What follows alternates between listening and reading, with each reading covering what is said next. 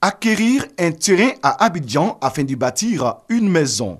Ce rêve, caressé par Julien Adier, lui a créé bien des misères. En 2006, cet enseignant sur les conseils d'un ami s'engage dans l'achat d'un terrain villageois à Diorogobité dans le district d'Abidjan.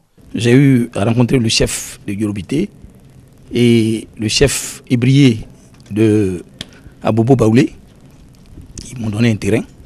J'ai payé le terrain 12 millions. Mais malheureusement, il y a un de leurs fils qui a fait une opposition. Et depuis là, on ne fait que traîner. Et j'ai fini même par dire c'est plus la peine.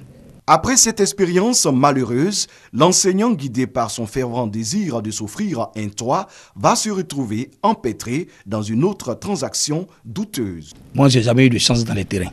Au 7e tranche, un terrain.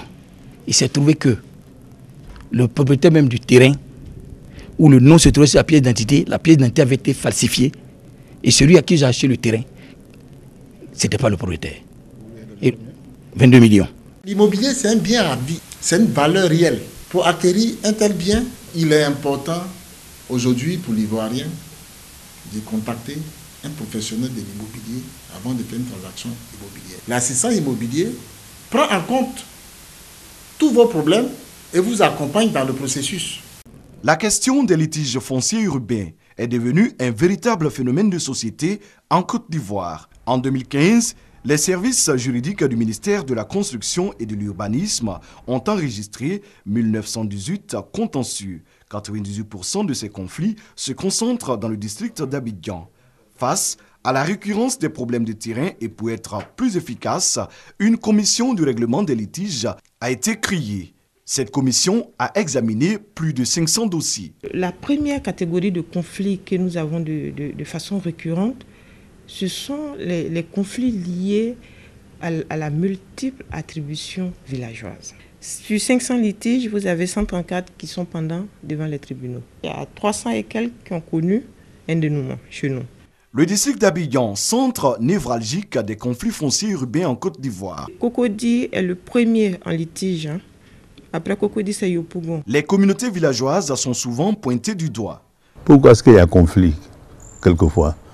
C'est parce que les gens, la famille à qui appartient la terre, elle n'est que gardienne de la terre. Les familles là, sont disséminées à travers les 60 villages ébriés.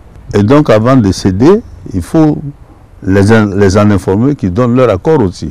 Quand ils ne donnent pas leur accord, que vous restez entre vous pour céder la terre, évidemment, quelqu'un d'autre peut venir encore pour dire que moi je ne suis pas au courant. Si les gens s'adressent à qui de droit et qu'on vérifie dans le guide, il y aurait moins de problèmes. Les gens sont pressés. Les gens ont besoin de terre pour pouvoir, n'est-ce pas, bâtir leur maison, etc. Donc ils tombent sur un kidam, il y a un peu ce désordre-là. Diorogobité, village du district d'Abidjan, devenu un véritable chantier, est le symbole de la ruée vers les terrains. Dans ce village, le chef a été démis de ses fonctions en janvier 2016. Principale raison évoquée, la vente de terrains à grande échelle, la cession de sites à plusieurs personnes en même temps, avec à la clé des litiges qui finissent parfois dans le sang. Notre passage dans ce village nous a permis de comprendre l'ampleur de ces conflits.